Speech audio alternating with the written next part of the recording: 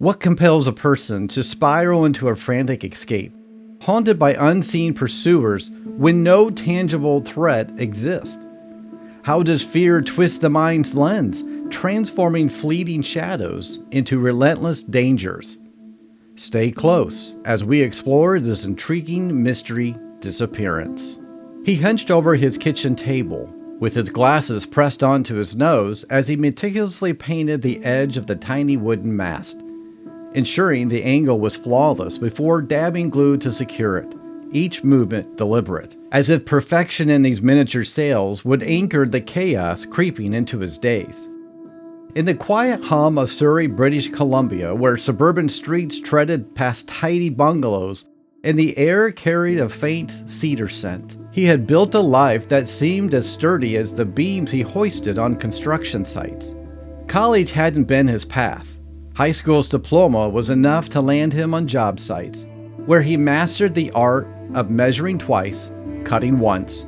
By his mid-20s, he had risen to foreman at a family-run construction firm, guiding projects that turned empty lots into homes. His steady hand earning respect from grizzled tradesmen who saw their own grit in his focus.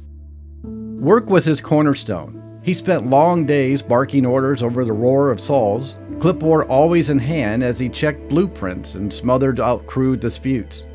In 1995, a 6-month stint in Germany for a company project gave him a glimpse beyond the Fraser Valley, but he returned quieter, his eyes shadowed with something coworkers couldn't name. Though he'd still toss out dry jokes over lunch, his laugh sharp but fading fast. Friends were plenty, if not close. He ran with a tight crew from the job, sharing beers at the Clover Inn, trading tales of shoddy welds over weekend plans. He was the guy you would call to patch a roof or haul firewood, always there with a tool belt and a nod. But he had ducked out early from hangouts, blaming early shifts.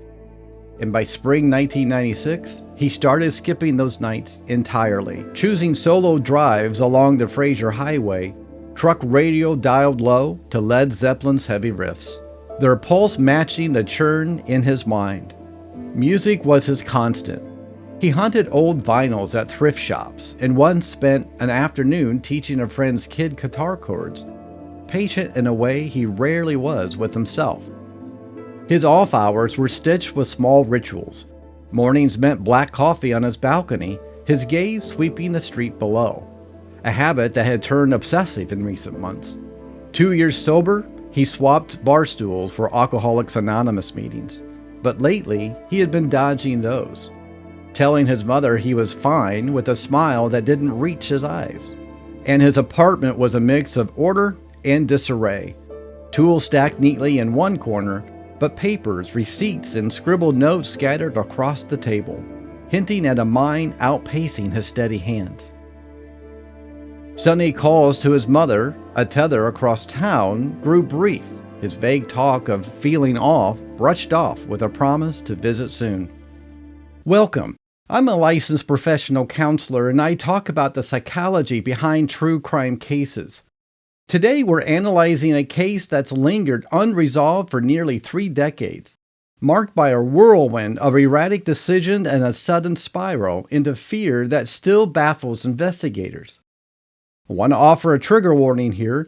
This case involves violence, indications of sexual assault, mental health struggles like severe paranoia, and themes of isolation and loss. Viewer discretion is advised. This unresolved case is so bizarre it defies explanation. Without further ado, let's pull back the curtains and unravel this chilling case together. This is the story of Robert Dennis Blair Adams.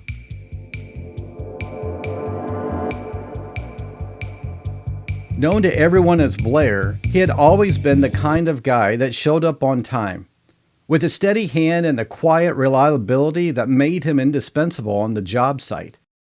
But in the sweltering heat of July 1996, something cracked inside him, sending him barreling down a lonely stretch of Interstate 40 near Knoxville, Tennessee, his rental car weaving like a man possessed, his keys forgotten in the ignition as he stumbled into the night, convinced the shadows behind him were closing in? What if that frantic escape wasn't just a delusion, but a desperate bid to outrun a threat that had been stalking him across borders? What if the paranoia that gripped him was the last clear thought that he had ever had before the violence caught up? It all started with a single, frantic phone call to a close friend back in Surrey, British Columbia. Blair's voice trembled as he whispered that someone was coming for him, that he couldn't stay put any longer, not in his apartment and not in the city he had called home for years. In the quiet suburbs of Surrey, a place of tidy lawns and predictable routines where construction crews like Blair's built steady futures, one beam at a time. Something unthinkable was unfolding. Blair, a 31-year-old foreman with a reputation for keeping things level, started locking his doors in broad daylight and scanning the streets for tales that weren't there. But beneath the surface, a dark secret was waiting to be uncovered. A secret that would shock a family miles away and leave a Tennessee community whispering about the stranger who washed up in their midst, half-dressed and broken. This is not just a story of murder. It's a story of unchecked fear and the fragile line between perception and reality, and the family and detectives who have chased shadows ever since. As someone who spends my days helping people untangle the knots in their mind, cases like this one hits different. They remind me how thin the veil can be between our inner worlds and the dangers that lurk outside.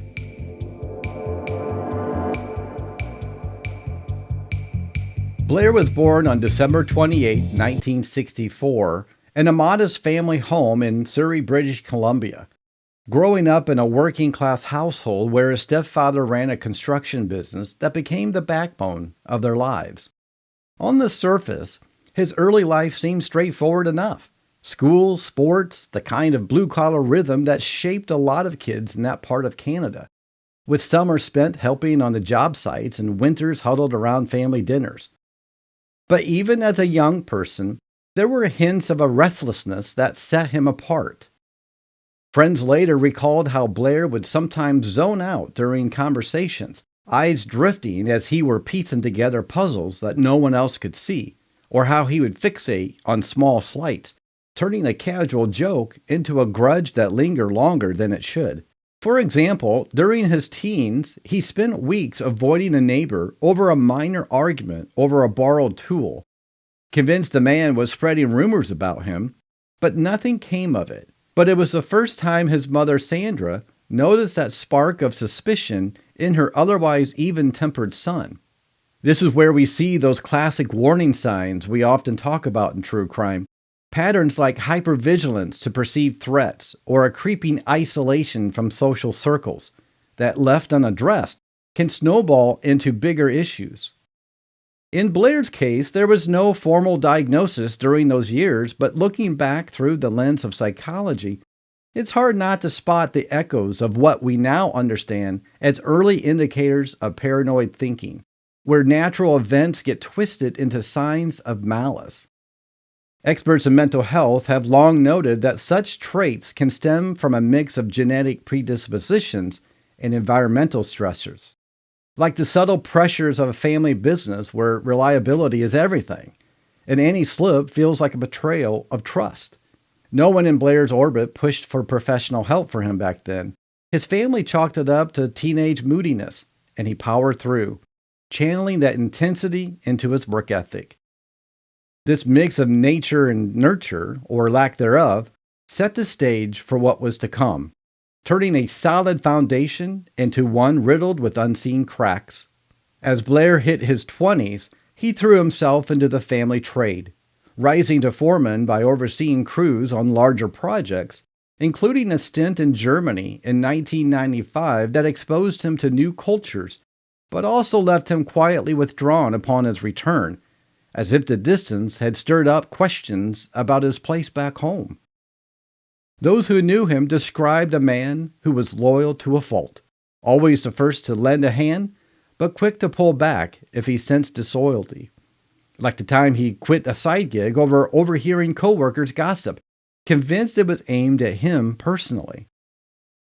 From a psychological standpoint, this push-pull dynamic often points to attachment insecurities, where past experiences of reliability clash with an underlying fear of abandonment, making relationships feel like minefields. His mother would later reflect in interviews how Blair had been sober for 2 years by 1996, attending AA meetings religiously. But he started skipping them in the months before his trip, confiding in her only that something felt off without ever naming it. In communities like Surrey, where tight-knit networks mean everyone's business is half known, Blair's emerging solitude stood out. He would dodge barbecues, claiming work fatigue, while his friends wondered if the pressures of the job were wearing him down more than he let on.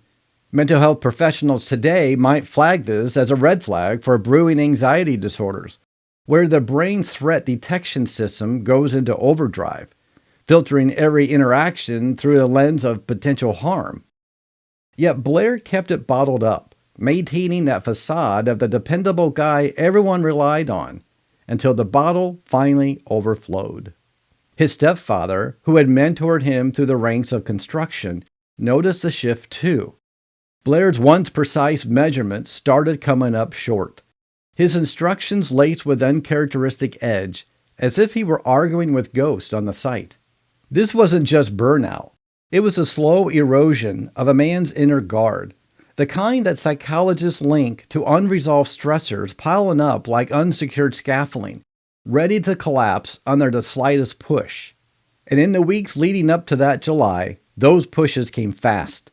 Missed calls from friends, a vague fallout with a coworker with a misplaced tool that Blair swore was sabotage, small fissures that, in hindsight, painted a portrait of a mind under siege. From the victim's perspective, Blair's life up to that point was one of quiet achievements, a steady job, a circle of buddies who valued his dry humor, and a family who saw him as the rock. But those closest to him, like his mother, carried the weight of unspoken worry, wondering if the boy who had once dreamed of traveling the world was now trapped in his own head. Law enforcement, piecing it together several years later, would note how Surrey's close community bonds might have amplified his isolation. He knew everyone, but in his final days, he trusted no one. As a counselor, I can't help but think about how early intervention could have changed the trajectory for Blair. Those mood swings and sleep issues were cries for help in disguise. It's the kind of symptoms that mental health professionals try to catch before they escalate. Blair's story here underscores the human cost when mental health whispers go unheard, leaving a man to navigate his fears alone, building toward a breaking point no one saw coming.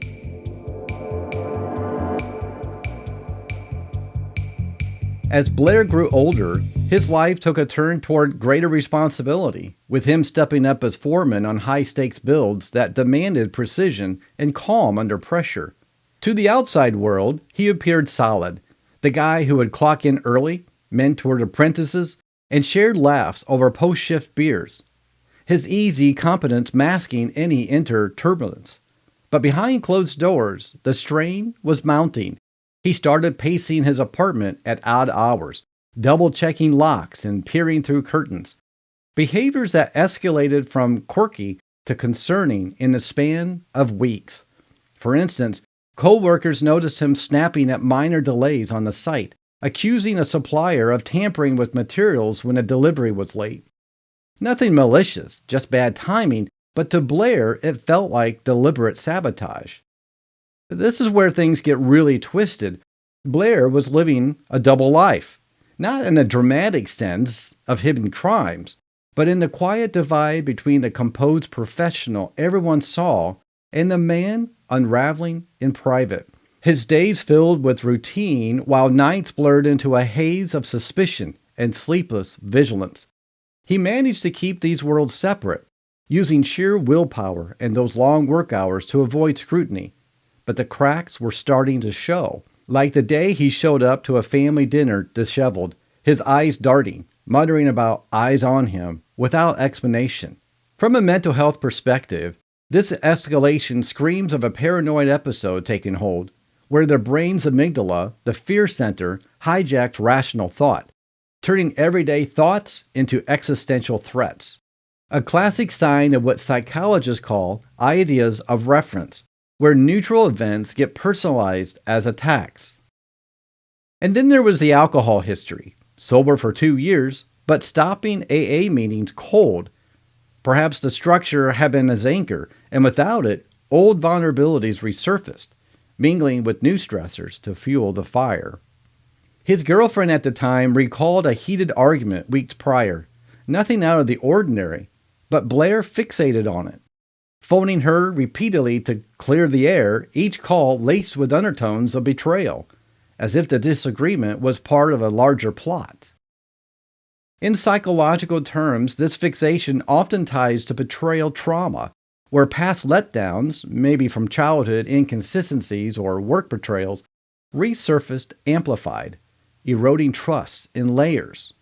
Surrey's community with its web of familiar faces only heightened the isolation.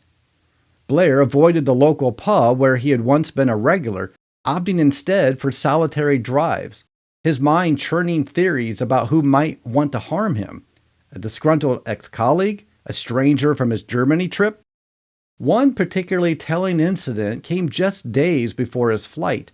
He confided in a buddy over coffee that they were closing in, refusing to name names but emptying his safe deposit box in a rush, stuffing cash, gold, and other valuables into a fanny pack as if preparing for a siege. His buddy, puzzled but loyal, tried to probe gently, but Blair shut down, his paranoia now a wall no one could scale. A textbook barrier in mental health crisis where shame or fear keeps help at bay. As the days blurred, Blair's physical toll showed too. Scratches on his arms from restless nights, clawing at the bedsheets, weight loss from skipped meals, all hallmarks of anxiety spiraling unchecked. From the family's view, this was their Blair slipping away. Sandra pleaded with him to talk, sensing the weight on his shoulders, but he brushed it off with forced smiles, the deception of normalcy his last defense. Law enforcement would later theorize that work pressures, tight deadlines, and a recent project glitch blamed on him might have been the trigger, but psychologically, it's more likely a perfect storm. Unresolved abandonment fears from earlier life, compounded by sobriety's raw edges, igniting a full-blown delusional cycle. And in that cycle, Blair's world shrank to threats unseen, his once steady path veering into chaos, setting him on a collision course with the unknown. His stepfather, looking at old photos years later, would say it broke him to see the change. The son who had built empires of steel now dismantling his own mind, brick by paranoid brick. As a professional in this field, I see echoes of clients who have danced the edge, the hyper-alertness that saves in danger but destroys in safety, the betrayal narratives that rewrite reality until escape seems the only option. Blair's escalation wasn't malice. It was a mind at war with itself. The battle's internal until they spilled outward, propelling him to cross hundreds of miles in search of sanctuary that never came.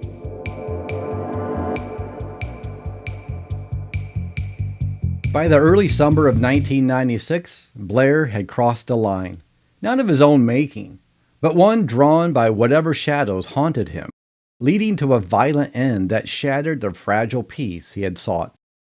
His ordeal began with that impulsive border run on July 8th, denied entry at the Pacific Highway crossing near Blaine, Washington, where officials eyed his bulging fanny pack of cash and valuables, setting him scrambling for another way in.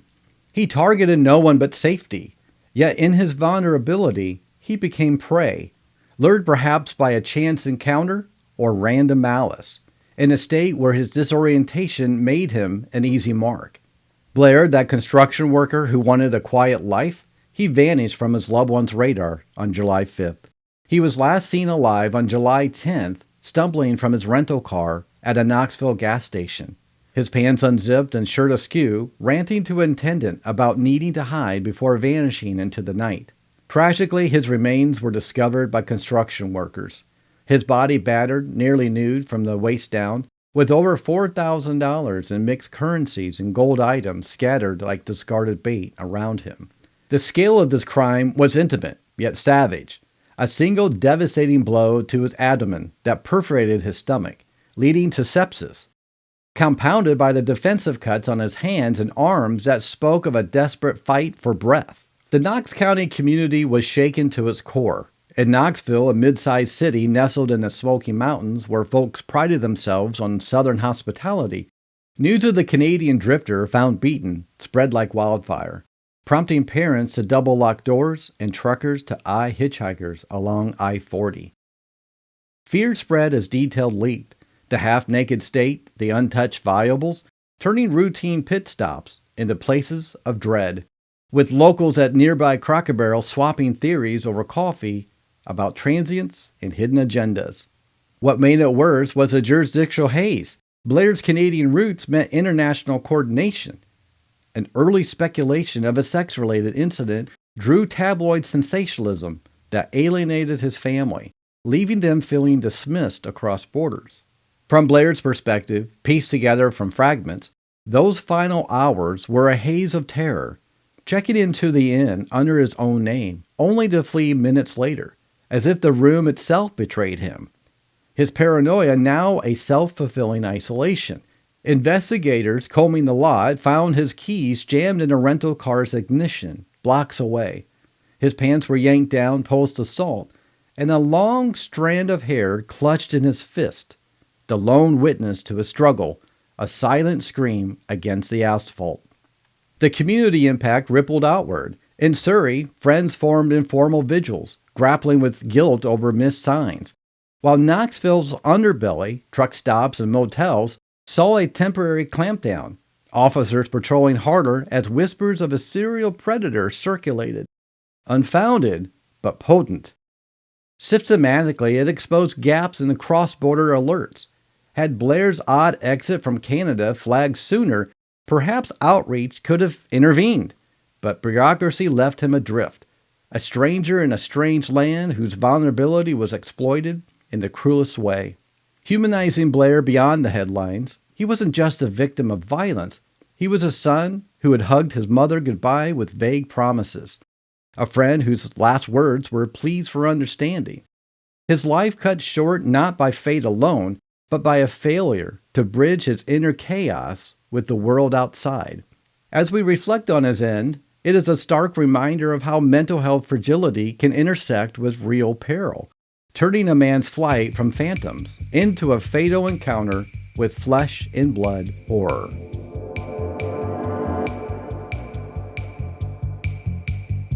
By late July 1996, the investigation was heating up, thanks to a persistent Knox County Sheriff's deputy who refused to file Blair's death under random vagrant assault despite the mounting frustration. A critical moment came when the Canadian authorities looped in, forwarding details of Blair's broader denial and erratic flight path, painting a picture of a man not wandering aimlessly but fleeing with purpose, however muddled. For example, a witness at the Pacific Highway crossing described Blair's wild eyes and scratched limbs, as if he had been crawling through underbrush to evade pursuers, leading deputies to recanvass Knoxville motels for similar sightings. This led investigators to the Fairfield Inn clerk, who recalled Blair's jittery check-in on July 10th, paying with cash while glancing over his shoulder, muttering about meeting someone soon, a lead that branched into phone records but showing no calls, but a trail of cash purchases hinting at off-grid movement. The police face obstacles like jurisdictional silos, RCMP in Canada hoarding early paranoia reports, while Tennessee focused on the corpse, plus the era's tech limits, no cell pings or CCTV to trace his zigzag to Knoxville. Still, Blair's family refused to give up. Sandra flew south, poring over photos with detectives, insisting her son's fears weren't baseless, her voice a steady drumbeat amid the dead ends. A pivotal breakthrough came from that clutched hair strand. It tested for DNA, but it yielded no match, but confirmed a human struggle, shifting theories from accident to assault. When authorities finally searched the rental car impound, they uncovered Blair's passport, stamped erratically, and traces of its fanny pack contents, underscoring robbery's irrelevance and pointing to a rage or ritual. From law enforcement's view, the case was a puzzle with missing edges. Team interviewed over 50 locals, including 2 women at Cracker Barrel, who spotted Blair chatting tensely with a sketch figure man, mid-30s, dark hair, evasive, on July 10th evening. That composite, released in 1997 on Unsolved Mysteries, sparked tips, but none panned out. The man's identity dissolving like smoke, leaving deputies to chase ghosts in a pre-digital age. Community perspectives added layers.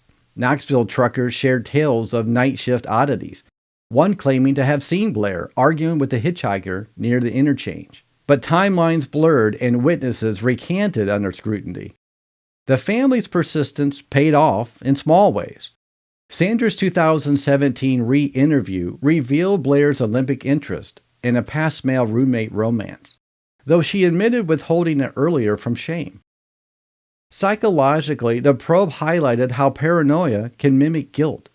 Detectives wondered if Blair's vagueness marked a secret, but family vouched for his clean slate, shifting focus to opportunistic predators preying on the vulnerable. Challenges mounted with evidence degradation, and the parking lot was paved over in 1997. But breakthroughs like the autopsy's sepsis confirmation ruled out overdose, cementing murder. In the end, this phase was a testament to a dogged pursuit. From border logs to motel logs, each thread pulled revealed Blair's humanity amid the horror. A man whose final days demanded more than a file folder. As counselors, we know investigations like this mirror therapy, peeling the layers to find the truth. But here, the client couldn't speak, leaving echoes for those left behind.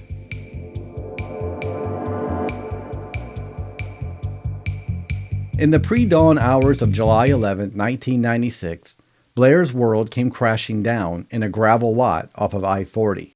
His body discovered at 7:13 a.m. by workers mistaking him for a pass-out intruder until the blood told another story. The violence was swift and personal, a flurry of blows ending in that gut-wrenching strike. His pants stripped in what forensics suggested was post-attack humiliation, and his hand fisted around that telltale hair as if to drag his assailant down with him. This brought a mix of gut-punch relief and hollow frustration to his family. His mom identified him from the photos, her world fracturing across the miles. But no arrest meant no face to the monster, just endless what-ifs. Lingering mysteries abound. A confession never surfaced, the hair's owner unidentified despite CODIS runs, and Blair's unspoken it that drove him south, a void that taunts like an open wound. The case left a lasting mark on Knoxville, where the Crosswood Boulevard site now hums with traffic, oblivious to the ghost beneath. A reminder etched in the local lore of strangers who vanished into violence. The family finally got partial closure through media spotlights. Unsolved Mysteries in 1997 humanized Blair, drawing global tips. But others, like Unidentified Witnesses, wait in silence. Advances in DNA testing have helped in similar cold cases, but here, the single-strand limitation stalls progress as of 2025. Knox's county unit retests annually, hoping genealogy databases cracks the code. The case also exposes broader issues like mental health stigma delaying intervention, Blair's untreated paranoia, a cautionary tale, and a cross-border policing lags that let vulnerability slip through. Now, turning to the psychological and mental health indicators to Blair's story, these are only my speculations. It's not a diagnosis. As a licensed professional counselor, I approach this with care, drawing from patterns in similar profiles. Blair's sudden paranoia, mood swings, sleep disruption, hypervigilance, mirrors what we see in acute stress responses, where the brain's fight or flight locks in, perceiving betrayal and benign cues, perhaps rooted in abandonment, echoes from his structured upbringing. His alcohol recovery added layers too. Sobriety's clarity can unearth buried traumas, turning internal conflict outward as delusions of pursuit. A mental health pivot where resilience frays without support. The erratic travel, classic flight response in crisis, the psyche's way of seeking control amid chaos, but it isolated him further, amplifying risk. His double life, a facade versus fear, a hallmark of untreated anxiety disorders. For the unknown perpetrator, the attack's intimacy, stripping, the gut blow, hints at a rage-fueled opportunism, possibly triggered by Blair's deceived state. But from a mental health lens, it could stem from the assailant's own projection or aggression masking insecurities. Victims like Blair, in their vulnerability, often draw those with power imbalances, and the clutched hair suggests resistance born of survival instinct, a psychological testament to the will to fight even as fear overwhelms. In the aftermath, Blair's mom delayed disclosure speak to grief's complexity, guilt over unspoken Olympic dreams, compounded by cultural taboos, the mental health burden that families carry silently. This interplay of minds, Blair's unraveling meeting a killer's impulse, highlights how unaddressed issues cascade from personal torment to public tragedy.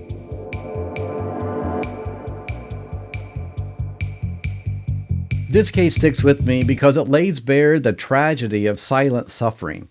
How a man's quiet battle with his thoughts can echo into a loss that ripples forever, reminding us that behind every headline is a human pleading for connection. The sheriff's cold case unit, bolstered by grants, integrated Blair's file into public databases, sparking amateur sleuth tips that, while unproven, keep the flame lit. And broader ripples touched mental health policy. Canadian groups cited his story in pushes for better AA aftercare, while U.S. advocates highlighted transient vulnerabilities, leading to motel safety protocols in Tennessee. Resolution comes in fragments. Sanders' 2017 revelations brought fresh angles, easing some family guilt, and as of 2025, ongoing genealogy probes offer hope, a slow grind toward names on the hair. So what do you think about this unresolved case? How does someone like Blair hide his turmoil in plain sight? Let me know in the comments. I read every single one. And if there's a case you want me to cover next, let me know. Thank you for joining me today, and until next time, stay curious, stay safe.